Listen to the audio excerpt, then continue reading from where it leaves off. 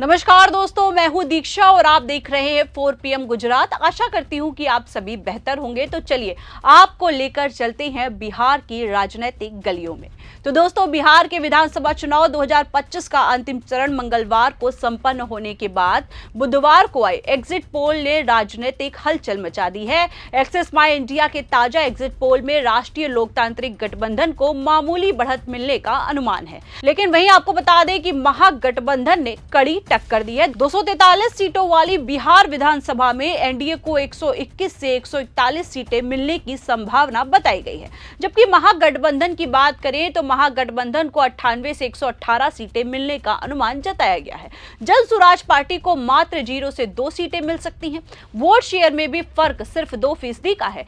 NDA को 43% और महागठबंधन को 41% वोट शेयर मिलने का अनुमान लगाया गया है। वहीं आपको यह भी बताते चले कि एग्जिट पोल अन्य सर्वेक्षणों से अलग है, जहां एनडीए को भारी जीत का अनुमान था। मसलन आज की चाणक्य और सीएनएस जैसे पोल में एनडीए को 150 से 170 सीटें मिलने की बात कही गई है, लेकिन एक्सिस माई इंडिया का सर्वे बताता है कि चुनाव फोटो फिनिश की स्थिति में पहुंच गया है, जहां हर सीट और हर वोट निर्णायक साबित हो सकता है।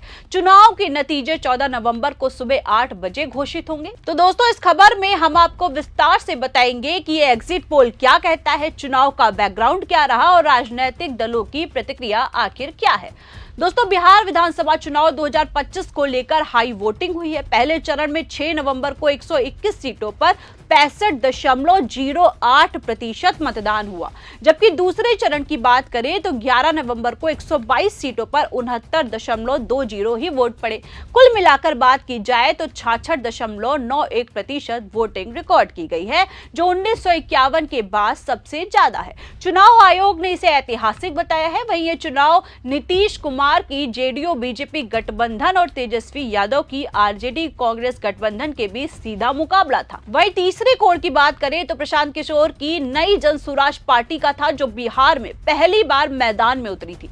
मुख्य मुद्दे जो रहे वो ये थे कि बेरोजगारी, महंगाई, बाढ़, सूखा, महिला सुरक्षा और विकास। जी हाँ, एनडीए ने विकास की गति का नारा भी दिया है, जबकि महागठबंधन ने न्याय और काम की बात पर खासा जोर दिया है। आपको बता दें कि 2020 के चुनाव में एनडीए ने 125 सीटें जीती थी, महागठबंधन को 110 सीटें मिली थी, लेकिन इस बार विपक्ष ने कास्ट सेंसस और आरक्षण बढ़ाने का वादा किया है, जो मुस्लिम यादव वोट बैंक को मजबूत करने वाला था। जन स्वराज ने बदलाव का दावा किया है, लेकिन एग्जिट पोल में इसका असर कम दिखा है। मतदान के दौरान हिंसा की कुछ घटनाएं हुई हैं, लेकिन कुल मिलाकर मतदान शांतिपूर्ण रहा है। दोस्तों, एक्सिस माई इंडिया के चेयरमैन प्रदीप गुप्ता ने कहा है कि यह चुनाव बेहद करीब रहा। उनके पोल में एनडीए को 121 से 141 सीटें मिलने का अनुमान है, जो बहुमत के काफी करीब है। अगर निचला आंकड़ा आया तो एनडीए को छोटे दलों का समर्थन लेना पड़ सकता है। वहीं महागठबंधन को 98 से 118 सीटें मिलेंगी, जो 2020 से थोड़ी कम है। वहीं बात करें बीजेपी की तो बीजेपी को 50 से 56, जेडीयू को 56 से 62, एलजेपी को 11 से 16 और हम को 2 से 3 सीटें मिलने का अनुमान है। आरजेडी को 67 से 76 सीटें मिल सकती हैं, जो उसे सबसे बड़ी पार्टी बना सकती है।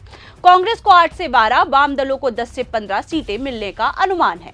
उधर जन स्वराज की बात करें तो जन स्वराज को 4% वोट महागठबंधन के लिए नुकसानदेह साबित हो सकते हैं, क्योंकि ये वोट आरजेडी के पारंपरिक समर्थकों से कटे लगते हैं। वहीं अगर वोट शेयर की बात करें तो एनडीए 43%, महागठबंधन 41%, जन स्वराज 4% और अन्य 12% मिलने का अनुमान है। ये फर्क इतना बारीक है कि 1 से 2% का बदलाव नतीजों को उलट सकता है।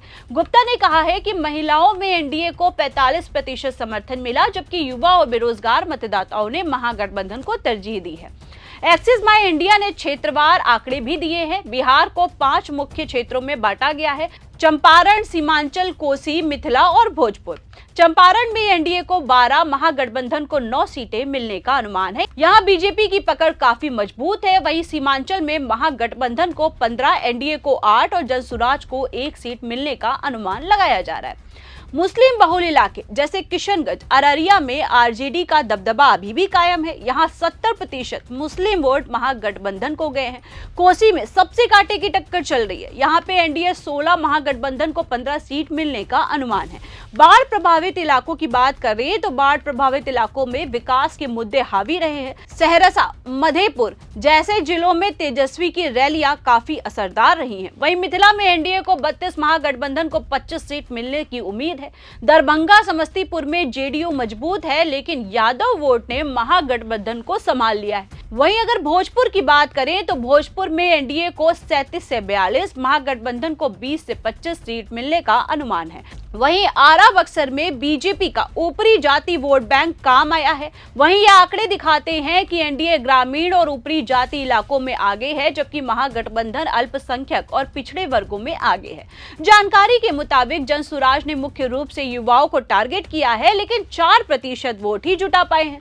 प्रशांत किशोर का बिहार को बचाओ कैंपेन सीमित रहा है। वहीं ज्यादातर एग्जिट पोल में एनडीए की बड़ी जीत का दावा किया गया है। एक्सिस माई इंडिया एकमात्र पोल है जो करीबी मुकाबला दिखा रहा है। आपको बता दें, आज की चाणक्य एनडीए 130 से 138, महागठबंधन 100 से 108, सीएनएक्स एनडीए 150 से 170, महागठबंधन 70 से 90, मैट्राइज एनडीए 147 से 167, महागठबंधन की बात करें तो 70 से 90, जेवीसी एनडीए 135 से 150, महागठबंधन 88 से 103, पीपुल्स प्लस एनडीए 133 से 159, महागठबंधन 75 से 101 सीट मिलने का अनुमान लगाया गया है। केवल जॉर्नो मिरर एग्जिट पोल ने महागठबंधन की सरकार बनाने का अनुमान लगाया है।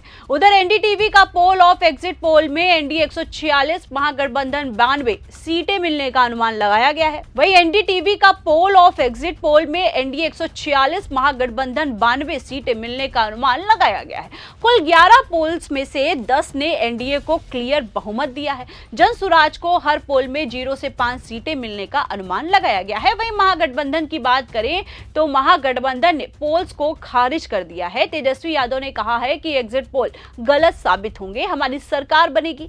आरजेडी के मनोज झा बोले कि वोट चोरी का आरोप सही था, लेकिन वही जनता जागरूक है। कांग्रेस ने कहा है कि करीबी मुकाबला हमारी ताकत है। आपको बता दें कि प्रशांत किशोर ने जनसुराज के प्रदर्शन पर कहा कि यह शुरुआत है, वोट शेयर भविष्य की जीत का संकेत है। प्रशांत किशोर ने 14 महीने पैदल यात्रा की, लेकिन जनसुराज फ्लॉप साबित रहा। पोल में 4% वोट मिलने की उम्मीद जताई गई, लेकिन वोट महागठबंधन के खाते से कटे हैं। किशोर ने दावा किया है कि 100+ सीटें, लेकिन हकीकत अलग है। ये पार्टी बिहार की राजनीति में नया विकल्प बनने में नाकाम रही है। वहीं एग्जिट पोल दिखाते हैं कि महिलाओं ने एनडीए को तरजीह दी है। दरअसल 65% महिलाओं ने नीतीश की योजनाओं जैसे कि लैपटॉप, साइकिल को सराहा है। युवाओं में बेरोजगारी बड़ा मुद्दा है, जिसको लेकर 55% युवाओं ने महागठबंधन को वोट दिया है। छात्रों ने तेजस्वी के रोजगार वादे पर भरोसा भी जताया है। वहीं 14 नवंबर को वोट गिनती शुरू होगी। सुरक्षा के कड़े इंतजाम किए जा रहे हैं। अगर एक्सेस सही साबित हुआ तो बिहार में अस्थिर सरकार बन सकती है। अन्य पोल्स के मुताबिक एनडीए मजबूत लौटेगा। इतिहास गवाह है कि एग्जिट पोल हमेशा सटीक नहीं होते। 2020 में भी गलतियां हुई थी। बिहार की 12 करोड़ की जनता का फैसला 14 नवंबर को सामने आएगा। क्या नीतीश तीसरी बार सीएम बनेंगे या तेजस्वी का इंतजार खत्म होगा? वहीं इस खबर पर आपकी क्या राय है, हमें कमेंट करके जरूर बताएं। फिलहाल के लिए इस खबर में इतना ही। ऐसी ही तमाम बड़ी और राजनीतिक खबरों के लिए बने रहिए और देखते रहिए 4 PM गुजरात। आप सभी का धन्यवाद। नमस्कार।